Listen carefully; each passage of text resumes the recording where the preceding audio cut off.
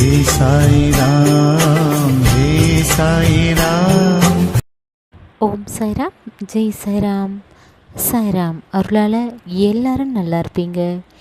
ஏன் அன்பு பிள்ளையே, ஏன் கோபப்படுகிறாய்? கோபம் என்பது உனக்கே தெரியாமல் வருகின்ற ஒன்று. சில நேரங்களில் இந்த கோபத்தை கட்டுப்படுத்த வேண்டும், அமைதியாக இருக்க வேண்டும் என்று நினைப்பாய்.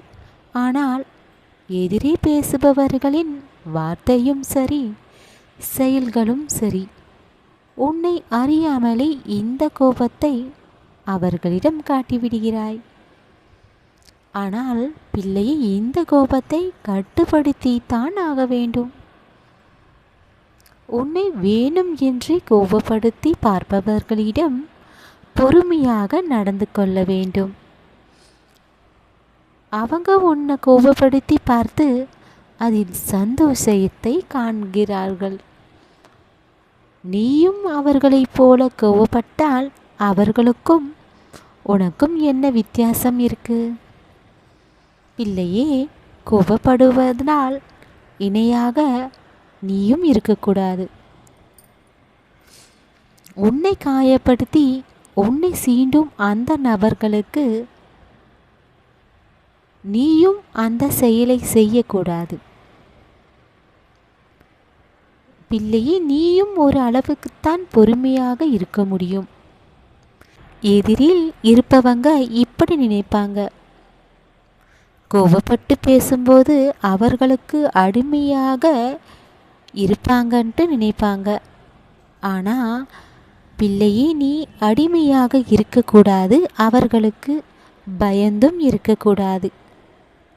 இப்படி உன்னை கோபப்படுத்தி பார்க்கிறார்களே என்று மனதளவில் உடைந்து போகக்கூடாது.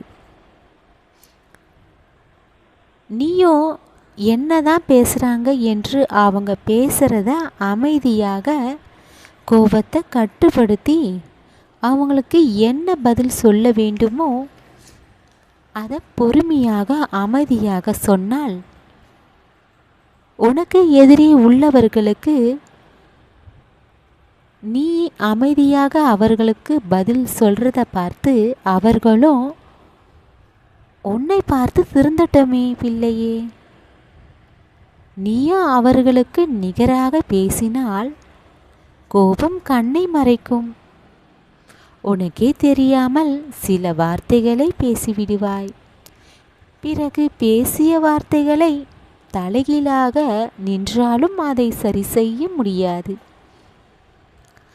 பிள்ளையே, அதனால் கோபத்தை கட்டுப்படுத்தினால்தான் எதையும் சாதிக்க முடியும். பொறுமைதான் மிக அற்புதமான ஆயுதம்.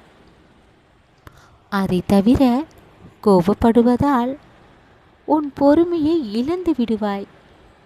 எதையும் தெளிவாக செய்யவும் முடியாது, சாதிக்கவும் முடியாது. அதனால் எவ்வளவுதான் உனக்கு கோபம் வந்தாலும் பொறுமையாக அந்த இடத்தில் நின்று அமைதியாக இருந்துடு. அது நல்லது. பொறுமையாக வார்த்தைகளை பேச வேண்டும். தேவையில்லாமல் வார்த்தைகளை விட்டுவிடக்கூடாது. அடித்த வலிகளை கூட மறந்துவிடும். மனதளவில் காயப்படுத்தி அந்த வார்த்தைகளின் தரும் வலிகள் அதிகம். பிறகு எத்தனை முறை மன்னிப்பு கேட்டாலும் மனதில் ஏற்பட்ட அந்த காயம் ஆறாது. பிள்ளையே, தீயினால் சுட்ட புண் ஆறிவிடும், நாவினால் பேசிய வார்த்தைகள் ஆறாது. கோபத்தை கட்டுப்படுத்தினால் மிக நல்லது. பிள்ளையே, உன் கோபத்தினால் பல பிரச்சனையில் நீ மாட்டி தவிக்கிறாய். எதையும் சரியாக செய்து முடிக்க முடியவில்லை. இந்த கோபத்தினால் உன் சாயப்பா தரும் வாய்ப்புகளை கூட நீ அறியாமல் விட்டு விடுகிறாய். பிள்ளையே, கோபத்தை கட்டுப்படுத்திக்கொள். உன் சாயப்பாவை மனதில் நினை. உன் கோபத்தை நான் கட்டுப்படுத்துவேன். நடப்பது எல்லாம் நல்லதாகத்தான் நடக்கும் என்று நீ தைரியமாக அத்தனையும் கடந்து வா. கோபப்படுவதால் எந்த பலனும் இல்லை. கிடைக்க வேண்டியது உனக்கு கிடைக்காமல் கூட ஆகிவிடும் இந்த கோபத்தினால். கோபத்தை கட்டுப்படுத்திக் கொள் பிள்ளையே, அதுதான் உன் வாழ்க்கைக்கு நல்லது, உனக்கும் நல்லது. நல்லது என்றும் நினை, என்றும் நல்லதே நடக்கும். உன் சாயப்பா இருக்க பயம் ஏன்?